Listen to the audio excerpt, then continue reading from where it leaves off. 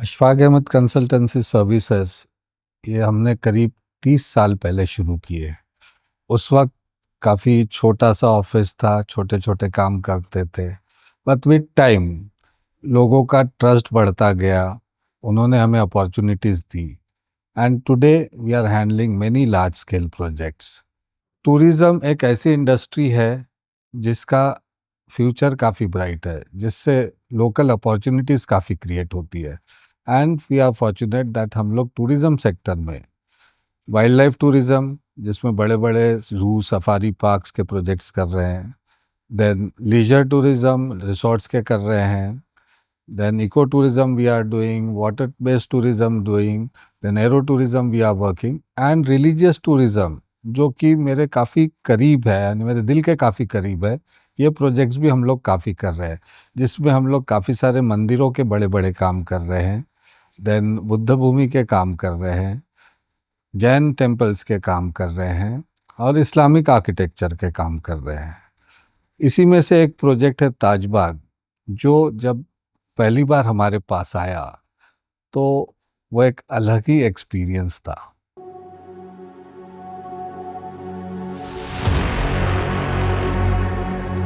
ये करीब बात है 2013-14 की। उस वक्त में आ, वहाँ की जो ट्रस्ट थी, उन्होंने काफ़ी इनिशिएट किया कि इस जगह का डेवलपमेंट होना चाहिए, और फिर गवर्नमेंट का भी उन्हें सपोर्ट मिला। नागपुर इम्प्रूवमेंट ट्रस्ट एक नोडल एजेंसी डिसाइड हुई कि जो ये डेवलप करेगी। और जब नागपुर इम्प्रूवमेंट ट्रस्ट के पास ये प्रोजेक्ट आया तो they were searching for one person और सम आर्किटेक्चरल फर्म जो इस तरह के काम कर सकती है, जो स्पेशली स्टोन आर्किटेक्चर में हो, इस्लामिक आर्किटेक्चर में हो। So they called me one day and they asked me कि भाई इस तरह का प्रोजेक्ट है, क्या आप इंटरेस्टेड रहेंगे ये करने में। तो ये मेरे लिए, मैं सोचा कि एक चैलेंज तो है, क्योंकि ताजबाग जब मैं विज़िट किया था तो वहाँ पे चारों तरफ एनक्रोचमेंट्स थे और एक्सेस करना भी दरगाह को बड़ा डिफ़िकल्ट था। तो it was a big challenge, but मुझे लगा कि ये चैलेंज हमें एक्सेप्ट करना चाहिए, क्योंकि एक ऐसा प्रोजेक्ट है जहाँ पे हर कम्युनिटी के लोग आते हैं, सबकी आस्थाएं इससे जुड़ी है। तो ऐसे प्रोजेक्ट की अपॉर्चुनिटी मिलना भी एक बड़ी बात थी, तो मैंने बड़े खुशी से हाँ कहा उसके लिए। First recce was with the people of department, वहाँ के ट्रस्ट के लोग, वहाँ के खादिम। इनके साथ जब हम लोग पहली बार वहाँ पे घूमे तो हमने पाया कि जैसे मैं कहा कि एनक्रोचमेंट्स बहुत सारे थे वहाँ पे। थोड़े से अलग तरह के एलिमेंट्स भी थे जो नहीं चाहते थे कि डेवलपमेंट हो। एंड जगह वहाँ करीब 83 एकर्स जगह है, जिसमें से 8 एकड़ जो मेन श्राइन है उसकी जगह है। तो एनक्रोचमेंट हटा के ये करना, क्योंकि जब उर्स होता है 4 से 5 लाख लोग एक दिन में आते हैं। सो मास्टर प्लान इस जगह का बनाना बहुत इम्पोर्टेंट था, क्योंकि 4-5 लाख लोगों को अकोमोडेट करना वॉज अ बिग चैलेंज। तो हम लोगों ने एक ऐसा मास्टर प्लान बनाया कि जिससे आने वाले 50 सालों में भी ज़ायरीनों के लिए तकलीफ नहीं होगी, जो डिवोटीज़ है उनके लिए तकलीफ नहीं होगी। बट मास्टर प्लान जब बना तो डिपार्टमेंट के लिए, ट्रस्ट के लिए भी ये चैलेंज था कि इतने लोगों को हम लोग रीअकोमोडेट कैसे करेंगे, हटाएंगे कैसे। So that was a big challenge for us.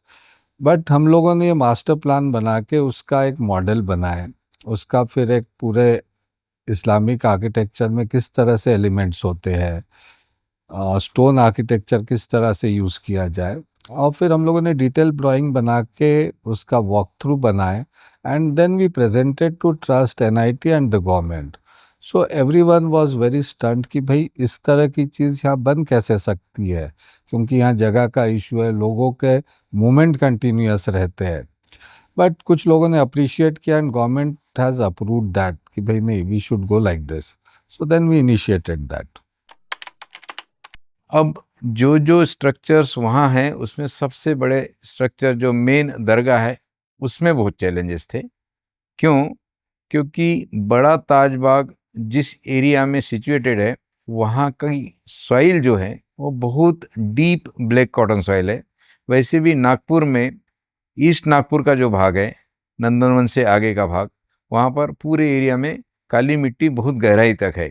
काली मिट्टी की प्रॉपर्टी बड़ी डेंजरस है, क्योंकि काली मिट्टी गर्मी में सूख जाती है तो स्ट्रक्चर बैठ जाता है, बारिश में फूल जाती है तो स्ट्रक्चर को उठा लेती है। तो इसकी प्रॉपर्टी इतनी डेंजरस है, तो उसको ओवरकम करने के लिए सबसे पहले ब्लैक कॉटन सॉइल को कैसे ट्रीट करना, उसके फाउंडेशन को किस लेवल तक ले जाके रखना ताकि इस प्रॉपर्टी का इफेक्ट हमारी बिल्डिंग के ऊपर न हो, इसके लिए हमने इस एरिया का पूरा सॉइल इन्वेस्टिगेशन किया। पूरे सॉइल टेस्टिंग करने के बाद में उसकी सारी swelling properties, shrinking properties analyse किए, और उस हिसाब से नए प्रोजेक्ट का या नई बिल्डिंग का फाउंडेशन डिज़ाइन किया। फाउंडेशन डिज़ाइन करने के बाद में जब हम एक्सकेवेशन करने के लिए गए या जब हम एग्जीक्यूशन के लिए गए, तो तब जब भी ऐसा होता था बिल्डिंग को लग के ही हमको जो भी स्ट्रक्चर लेना था, तो जैसे हम एक्सकेवेशन करते थे आजू बाजू की सॉइल कोलैप्स हो जाती थी। बारिश की वजह से पानी अगर आ गया तो काली मिट्टी बहुत जल्दी दलदल में कन्वर्ट हो जाती है, तो वहाँ पे कीचड़ हो जाता था, उसमें काम कैसे करना। तो ये सारे चैलेंजेस हर फाउंडेशन के समय आते थे। एक फाउंडेशन किया, वहाँ कहीं दूसरी डायरेक्शन में गड्ढा हो गया, कहीं दूसरी डायरेक्शन की सॉइल कोलैप्स हो गई। बहुत बार ऐसा होता था हम एक्सकेवेशन करने जाते थे और वहाँ पर पुरानी बिल्डिंग का फाउंडेशन आता था जिसको टच नहीं कर सकते थे। अगर उसको टच किया तो वो कहीं डैमेज ना हो जाए, तो वो सब प्रोटेक्ट करते हुए हमको एक-एक फाउंडेशन के लिए अलग-अलग चैलेंजेस आते थे, और उस हिसाब से कई बार हमको फुटिंग चेंज करनी पड़ती थी, कई बार हमको उसकी लोकेशन रिलोकेट करना पड़ता था, और ऐसा करते हम प्लिंथ लेवल तक आते थे। फिर प्लिंथ लेवल पे एंटायर फाउंडेशन शिफ्ट हो गया रहता था, तो उस फाउंडेशन को अपनी जगह पे लाने के लिए बहुत हेवी बीम्स डिज़ाइन किए ताकि ऊपर का पूरा लोड उसके ऊपर ट्रांसफ़र हो और ऊपर का शेप मेंटेन हो। तो इस तरीके से हमको फाउंडेशन में चैलेंजेस जाते थे। जैसे हम ऊपर आए, ऊपर आने के बाद में आप देखेंगे कि इस मेन दरगाह के सामने में बहुत सारी बीम्स है, बहुत सारी स्लैब्स है, तो वो और बहुत ओल्ड डिज़ाइन है। चूँकि ये हेरिटेज स्ट्रक्चर होने से उसके कैरेक्टर को हमको चेंज नहीं होने देना था, इसलिए हमने उस ओल्ड कैरेक्टर को कुछ चीज़ें निकाल के हम रखते थे, बाद में उसको उसी जगह पे उसी तरीके से लगाना होता था। और पूरा देखेंगे आप बिल्डिंग मार्बल में है। मार्बल में जो कॉलम्स आपको दिखते हैं, ये structural column, it is not just a cladding कि हमने कंक्रीट का कॉलम कर दिया और उसके ऊपर मार्बल चिपका दिया, ऐसा नहीं है। जो मार्बल दिखता है वो सॉलिड मार्बल है और वो लोड बेयरिंग मेंबर है। अब मार्बल कितना लोड लेगा, ये मार्बल कहाँ का होगा, उसके हिसाब से उसकी डिज़ाइन कोई स्टैंडर्ड कोड में इसमें नहीं थी। उसको यहाँ पर टेस्टिंग लैबोरेटरी में टेस्ट किया, उसकी प्रॉपर्टीज़ देख ली कि हाँ, ये इतनी कंप्रेसिव स्ट्रेंथ बियर कर सकता है। उससे हिसाब से हमने हमारे कैलकुलेशन जनरेट किए और उस हिसाब से मार्बल के कॉलम का साइज़ किया, उसके बीम्स का साइज़ उस हिसाब से डिज़ाइन किया, और इस तरीके से जो मेंबर्स आपको दिखते हैं, इट इज़ नॉट जस्ट कि एस्थेटिकली इतना होना था, वो डिज़ाइन मेंबर है, और उस हिसाब से सारे मेंबर्स को प्रोवाइड किया। अब ये मेंबर जब हम बनाते थे, तो ये मेंबर्स का कंस्ट्रक्शन वहाँ होता था जहाँ से ये मटेरियल हमने खोद के निकाला है, मतलब राजस्थान से होता था। तो इसके लिए जो फैक्ट्री थी वो उदयपुर के पास में करीब 100 किलोमीटर आगे में थी। तो हम लोग एक-एक सैंपल हो जाने के बाद में वहाँ जाते थे, टेस्टिंग करते थे, प्रॉपरली उसको देख के हमारे डिज़ाइन के हिसाब से है कि नहीं करते थे, और फिर उसके बाद में वो मेंबर यहाँ आने के बाद में फिक्स हुए। तो ऐसे हर एक मेंबर, बीम्स है, कॉलम्स है, स्लैब्स है, all these members are tested in the workshop itself, जिस जगह पे बने। जैसे मैंने बताया कि उदयपुर के पास में सब ये कंस्ट्रक्शन हुआ है। अब कुछ चीज़ें ऐसी थी कि जो हम as it is single piece में नहीं बना सकते थे। तो जो हम इस दरगाह के सामने का भाग देखेंगे, उसमें बहुत सारे बीम्स है, स्लैब्स है, ग्रिड स्लैब है। तो ये ग्रिड स्लैब को हमने कंक्रीट में पहले डिज़ाइन किया, कंक्रीट में बनाया, लेकिन उसके साइज़ेस उस हिसाब से लिए कि उसके ऊपर मार्बल लगने के बाद में मार्बल का एक तो जॉइंट ना दिखे, और मार्बल सिर्फ़ सीमेंट से या एडहेसिव से या किसी केमिकल से चिपकाना नहीं था, क्योंकि ये ऐसा स्ट्रक्चर है कि 100 साल बाद भी इसको कुछ नहीं होना चाहिए। इसलिए सारे कनेक्शंस हमने मैकेनिकल कनेक्शन किए, और ऑल कनेक्शंस आर हिडन।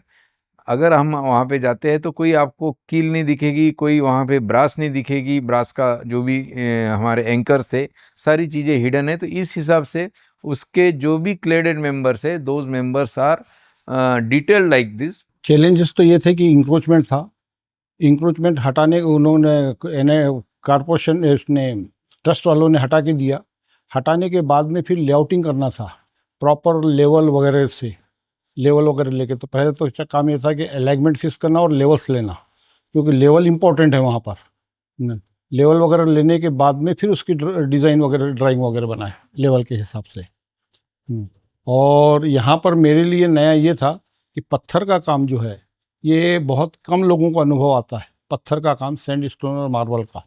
बाकी सिविल इंजीनियरिंग का काम तो मैं अच्छी तरह से जानते था, पर यहाँ पर मेरे को नया चीज़ ये सीखने मिली कि मार्बल का पूरा स्ट्रक्चर पूरा मार्बल का है, मार्बल की सैंड स्टोन की कंपाउंड वॉल वगैरह है। तो ये पत्थर का काम जो है ना, ये सीखने का थोड़ा सा अनुभव मिला।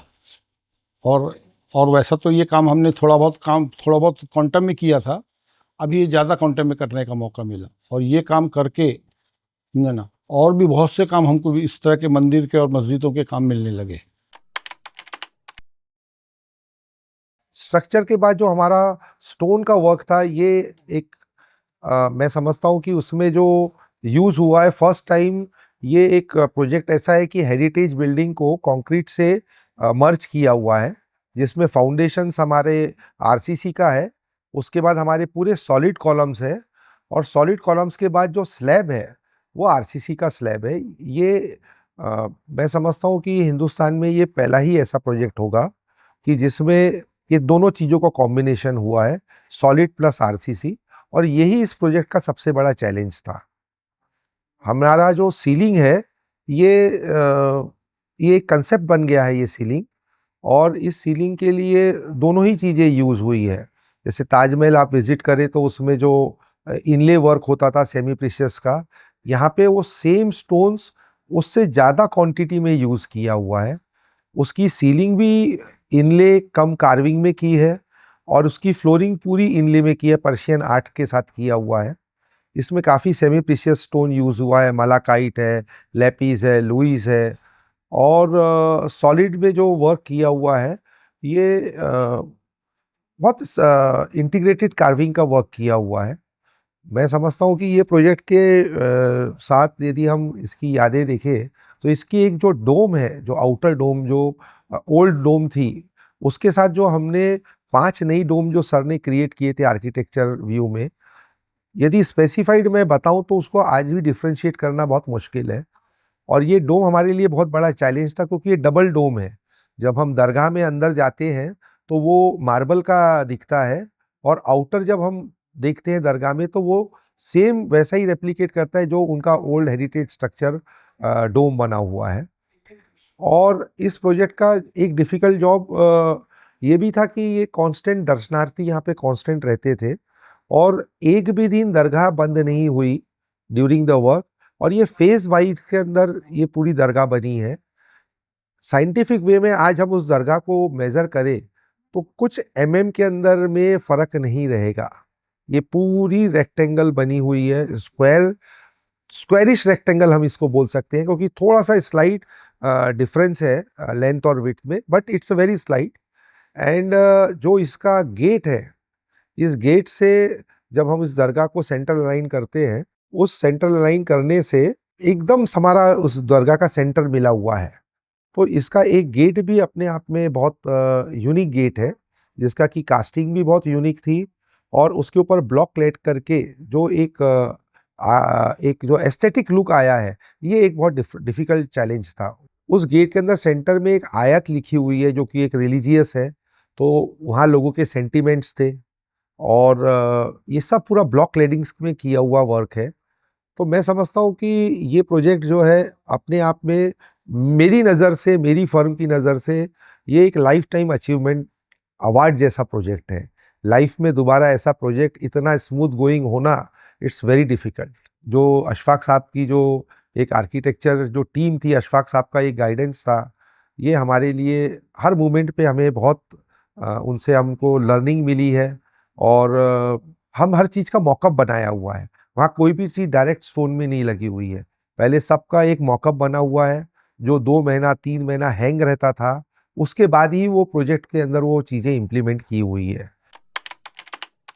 Because I've studied more about digital architecture and use of computational technologies, so you realize that all those things can also be blended very nicely, and it's rather very difficult to achieve those intricacy in details and designs. So like digital fabrication along with the old school techniques, I think that was one thing which was very commendable, which my dad was able to do successfully. And even in terms of construction, all the contractors and everyone on board, they did a fantastic job in terms of executing what we were designing, making real life real scale mock-ups of the thing, and using like CNC cutting technologies, water jet technologies, and all those kind of automation techniques which normally people don't associate with temple and dargah constructions. So that is one thing which was very eye opening for me, the blend of modern with cultural and old school techniques. So yeah, that was like something really like a good learning experience for me.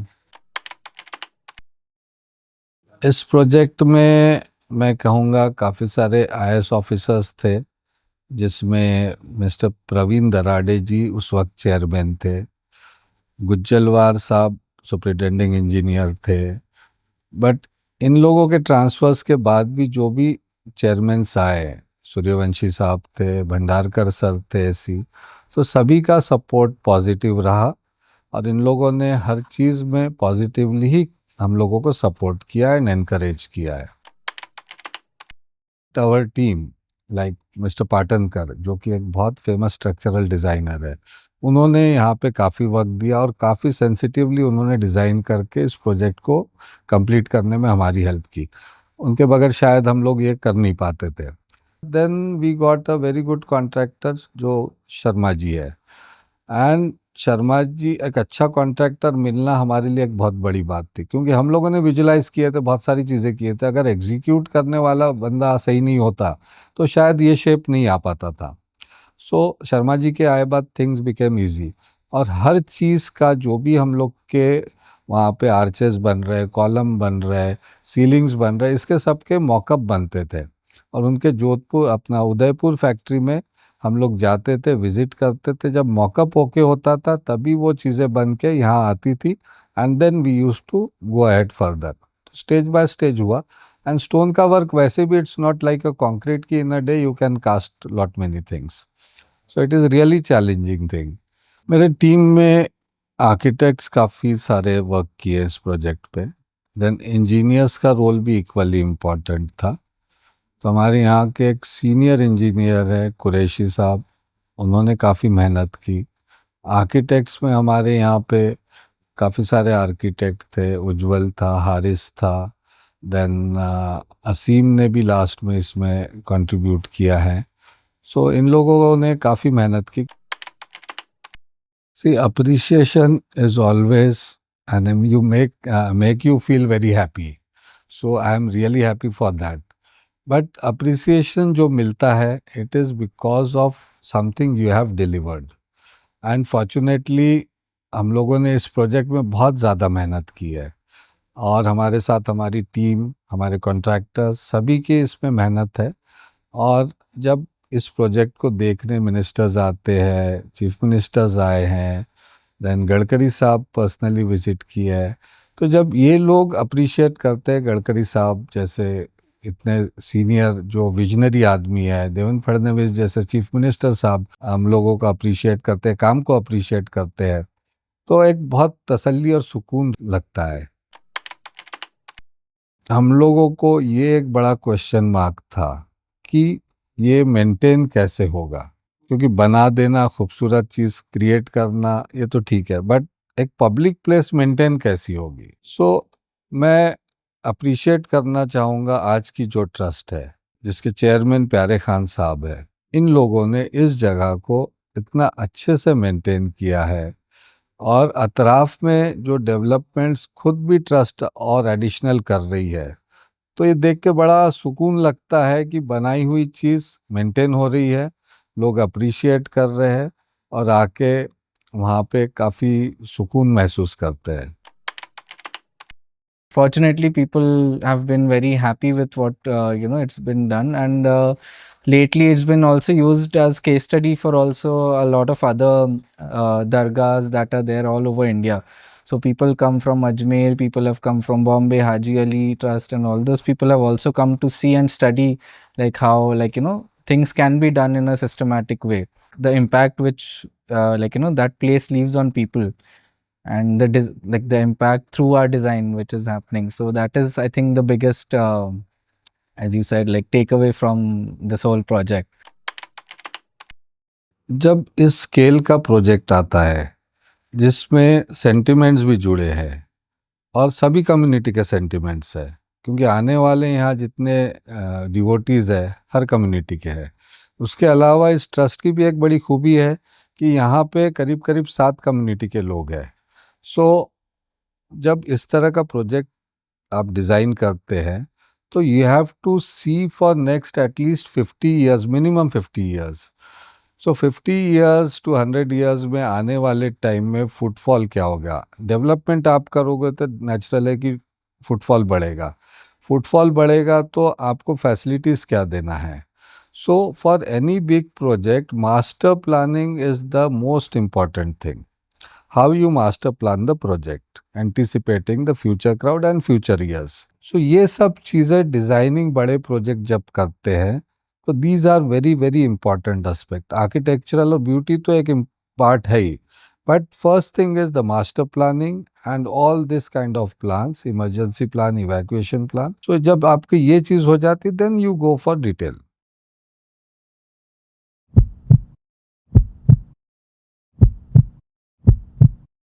Hello, I am Ashfaq Ahmed and this is my design story.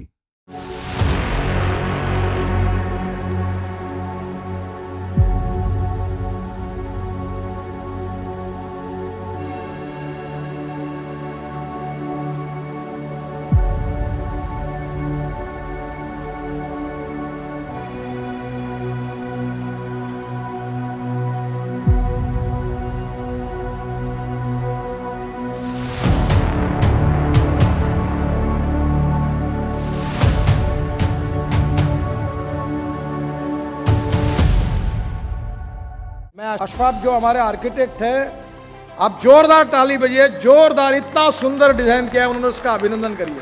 और बहुत अच्छा सुंदर, उनने इतनी पवित्रता, इतना सुंदर design किया। यहाँ के जो कॉन्ट्रैक्टर थे वो तीनों भाई में से 2 भाई है, उनका लड़का यहाँ आया था शर्मा, बेचारे ने इतना अच्छा काम किया। उसमें से जो प्रमुख थे वो आज नहीं है, पर मैं उनको याद कर रहा हूँ और उनकी आत्मा को शांति मिलेगी, बाबा का आशीर्वाद मिलेगा। इतना अच्छा डिज़ाइनिंग, इतनी अच्छी क्वालिटी और बाबा का सही में जो पवित्रता के साथ उन्होंने भी काम किया है, उसके लिए भी जोरदार तालियां बजाइए, उसका बहुत बहुत अभिनंदन करिए। देखिए, मैं एक एक पत्थर और काम में कहाँ खोट दिखती है वो देखने की कोशिश कर रहा था। 3-4 बार आया, कहाँ कमी लगती है और कहाँ ठुकाई करती है, इनकी यही देखता था और मुझे अवसर नहीं मिला। मैंने सब पूछा, पत्थर कहाँ से लाया, कैसा किया, सब बारकाई से देखा।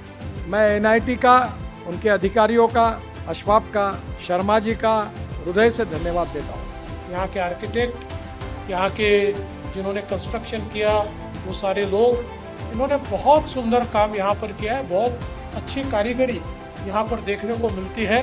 और जैसे बाबा का दरबार, ये पवित्र होना चाहिए, सुंदर होना चाहिए, आने के बाद सुकून मिलना चाहिए, उसी प्रकार से ये दरबार यहाँ पर तैयार हुआ है। ये हम सभी के लिए बहुत ही, मैं ऐसा मानता हूँ कि हर्ष की बात है।